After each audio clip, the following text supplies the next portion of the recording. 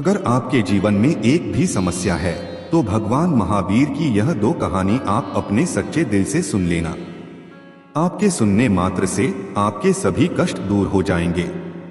तो एक बार जय महावीर का जयकारा लगाते हुए शुरू करते आज का पहला कहानी। ग्वाले को सद्बुद्धि। एक दिन संध्या के समय महावीर गांव के निकट पहुंचे तो वह एक वृक्ष के नीचे निश्चल खड़े होकर ध्यान करने लगे। तभी एक ग्वाला अपनी कुछ गायों को लेकर वहां आया और उन्हें संबोधित करके बोला, हे मुनि, मैं गांव में दूध बेचने जा रहा हूं। मेरे लौटने तक मेरी गायों का ध्यान रखना। इतना कहकर उनका जवाब सुने बिना वह वहां से चला गया।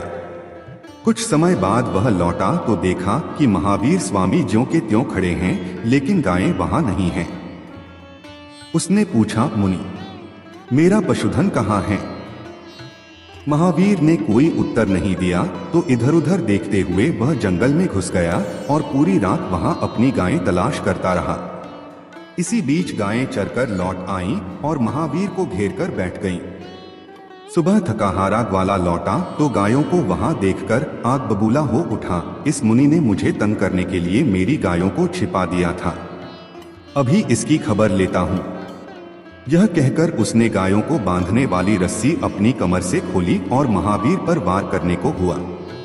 तभी एक दिव्य पुरुष ने वहां प्रकट होकर उसे रोक लिया। ठहरो मूर्ख, यह क्या अपराध करने जा रहे हो? तुम बिना इनका उत्तर सुने अपनी गायें इनकी रखवाली में छोड़कर चले गए थे। अब अपनी पूरी गायें पाकर भी इन्हें दोष दे रहे हो। मूर्ख, ये भावी तीर्थंकर हैं। यह सुनकर ग्वाला महावीर के चरणों में गिर पड़ा और क्षमा याचना करके वहां से चला गया। यह कहानी हमें सीख देती है कि कभी भी किसी दूसरे व्यक्ति पर अंधविश्वास नहीं करना चाहिए। उसे पूरे दिल से देखना चाहिए और समझना चाहिए, तब जाकर हमें कोई फैसला लेना चाहिए, नहीं तो बाद में पछताने के सिवा कुछ भी नहीं मिलता है। तो अब प्रस्तुत है आपके सामने आज की दूसरी कहानी, भील का हृदय परिवर्तन। पुष्कलावती नामक देश के एक घने वन में भीलों की एक बस्ती थी। उनके सरदार का नाम पुरूरवा था, उसकी पत्नी का नाम कालिका था। दोनों वन में घात लगाकर बैठ जाते और आते जाते यात्रियों को लूटकर उन्हें मार डालते। यही उनका काम था। एक बार सागरसेन नामक एक जैनाचार्य उस वन से गुजरे तो पुरूरवा ने उन्हें मारने के लिए धनुष तान लिया।